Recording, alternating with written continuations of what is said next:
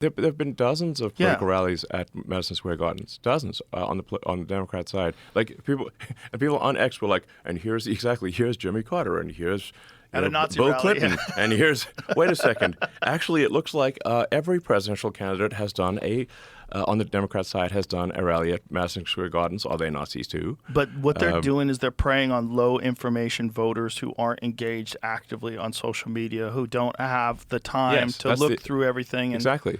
Yeah. Like people are living. If people are just on looking at legacy mainstream media, then they have a totally different worldview than if they're on X and seeing the actual flow of argument. Yes. And the actual evidence.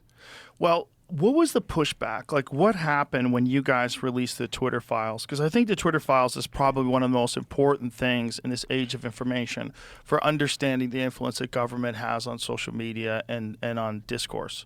Because when we found out that was the case, that the government was actually asking Twitter to remove posts that were factual, all the time. They did the same thing to Facebook. They had them throttle pieces of one of Tucker Carlson's show. They suppressed the views by 50%. Yeah. Of factual information. Yeah, no, there was massive government interference in Twitter, but like Twitter welcomed it. That's important all Twitter welcomed it. All Twitter was controlled by far left activists. Yeah. So they welcomed the government interference. They got paid by the government for it. That's crazy. They got paid for their time, correct? Yeah, they got paid millions of dollars for suppressing information. So it's like build and time. a bunch of it was like flat out illegal. Like the FBI had this sort of magic portal into the Twitter system, but all of the communication in that in this portal was auto deleted after 2 weeks, which breaks federal FOIA laws. So we don't even know what was said because it was all deleted after 2 weeks. That's insane. Yeah. That's so crazy. It's so crazy that people thought that was okay. It's super not okay. No, it's super not okay. It's unconstitutional, and no one would want that. No one would want the government to have that kind of access. Exactly.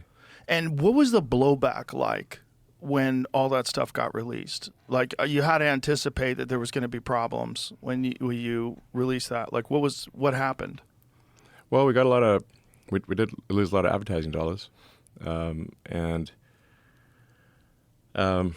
which is crazy because it's essentially like one of the most important forms of journalism is exposing government corruption.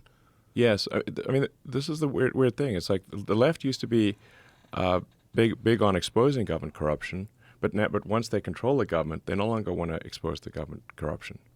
Right. They want to pretend that the left-wing government's incapable of corruption because we're on the good side. I think it maybe just like, whoever's in power kind of doesn't want the other side heard.